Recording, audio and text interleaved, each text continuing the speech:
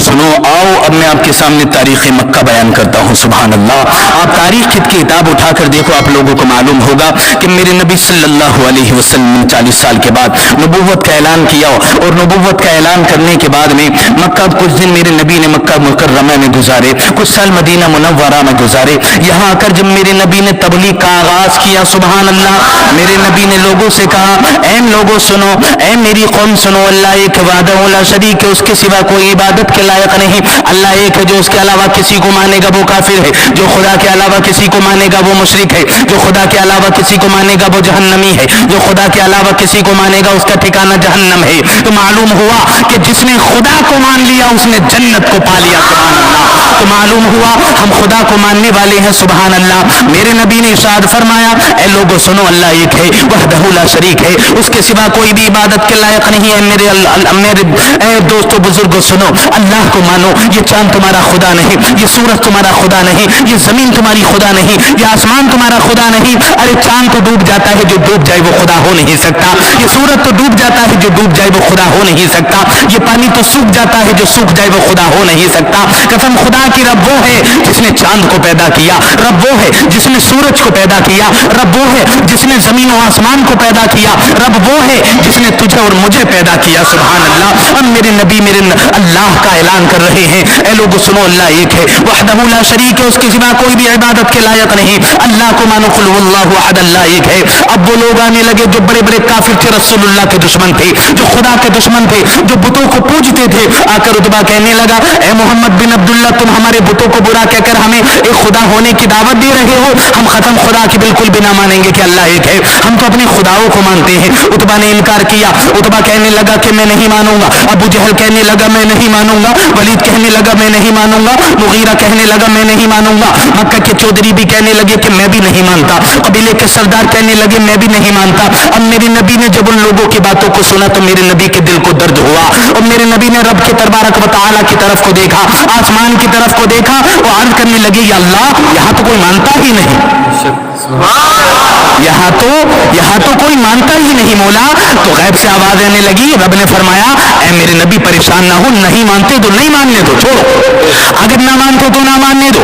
رب نے ارشاد فرما دیا، میرے نبی پریشان نہ ہو، ارے نہیں مانتے تو نہ مانے، عتبہ نہیں مانتا تو نہ مانے، ولید نہیں مانتا تو نہ مانے، مغیرہ نہیں مانتا تو نہ مانے، ابو جہل نہیں مانتا تو نہ مانے، ابو لہب نہیں مانتا تو نہ مانے، مکہ کا چودھری نہیں مانتا تو نہ مانے، قبیلے کا سردار نہیں مانتا تو نہ مانے۔ پیارے تم مجھے مان، میں تجھے مان لیتا ہوں، سبحان اللہ۔ اے میرے نبی پریشان نہ ہو، تو مجھے خدا کہے، میں تجھے نبی کہوں، تو مجھے رب کہے، میں تجھے رسول کہوں، تو مجھے تقدیر کہے، میں تجھے بشیر کہوں، تو مجھے خبیر کہے، میں تجھے سراج منیر کہوں۔ اور میرے نبی سنو، ارے تو مجھے لا الہ الا اللہ کہے، میں تجھے محمد الرسول۔ نعرہ تکبیر، نعرہ تکبیر، نعرہ رسالت، نعرہ رسالت، مسلک اعلیٰ حضرت، مسلک اعلیٰ حضرت، نعرہ تکبیر، نعرہ تکبیر، سبحان اللہ، سبحان اللہ۔ تو میرے پیارے نبی صلی اللہ علیہ وسلم سے اللہ نے فرمایا، ہے میرے مصطفیٰ تم پریشان نہ ہو، ارے کوئی مانتا نہ مانے، تو مجھے مان لے، میں تجھے مان لوں، وہ کافی ہو جائے گا، سبحان اللہ۔ میرے پیارے نبی صلی اللہ علیہ وسلم نے جب نبوت کا اعلان کیا تو ابو جہل کہنے لگا، ہے محمد صلی اللہ علیہ وسلم روز کہتا ہے کہ خدا ایک ہے، ارے آج بات طے کر لیتے ہیں، یا خدا دکھا دے یا خدا دیکھ لے، آج بات طے کر لیتے ہیں، یا تو خدا کو دیکھ لے یا پھر خدا ہمیں دکھا دے۔ میرے پیارے نبی صلی اللہ علیہ وسلم مسکرائے، آقا نے ارشاد فرمایا، اے ابو جہل کیسی بات کرتا ہے، ارے میرے خدا کو تو موسیٰ نہ دیکھ پائے، تو کہاں سے دیکھ لے گا؟ ارے خدا کوئی عام چیز نہیں، خدا کوئی ایسی چیز نہیں جسے تجھ جیسا انسان دیکھ لے، اللہ اکبر۔ میرے نبی مسکرائے، ارشاد فرمایا، میرے خدا کو تو موسیٰ نہ دیکھ پائے، تو کیا دیکھے گا؟ ربی ارینی، مولا حجاب اٹھا، نقاب اٹھا، پردے ہٹا، ذرا شکل تو دکھا۔ رب نے کہا، لن ترانی، تو نہیں دیکھ سکتا۔ جب موسیٰ علیہ السلام نے عرض کیا، ربی ارینی، مولا حجاب اٹھا، نقاب اٹھا اور اپنا چہرہ دکھا، رب نے ارشاد فرمایا، لن ترانی، اے موسیٰ تم نہیں دیکھ سکتے۔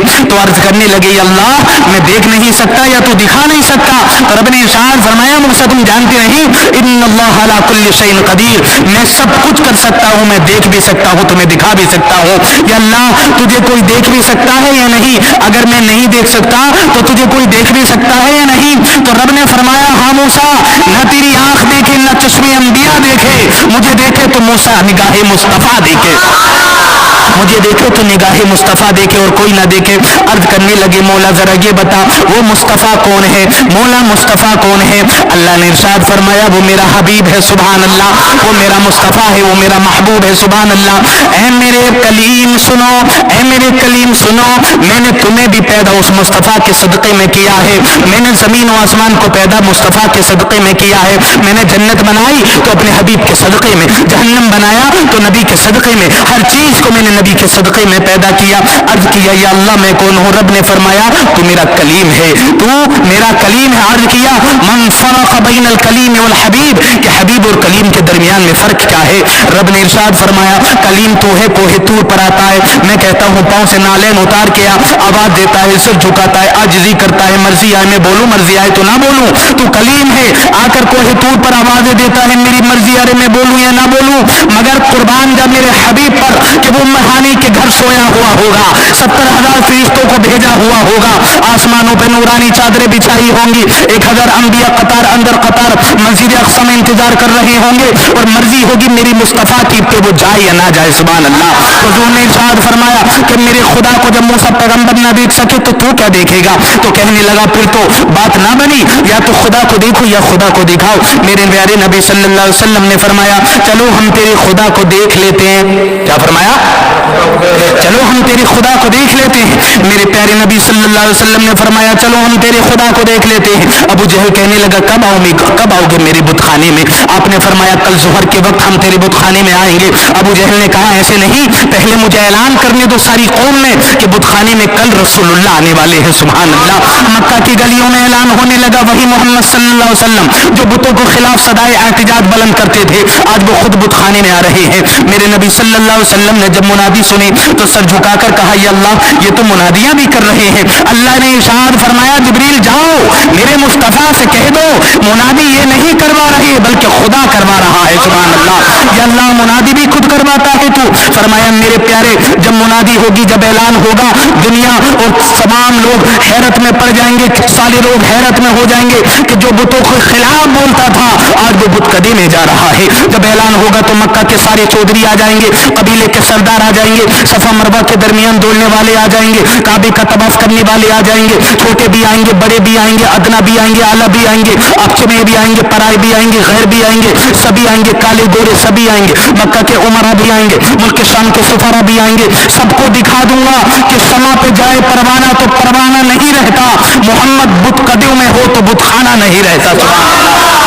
मुहतरम सबने देखा, सब देख रहे हैं, काफिरों के सरदार भी आ रहे हैं, नबियों का सरदार भी आ रहा है सुभान अल्लाह।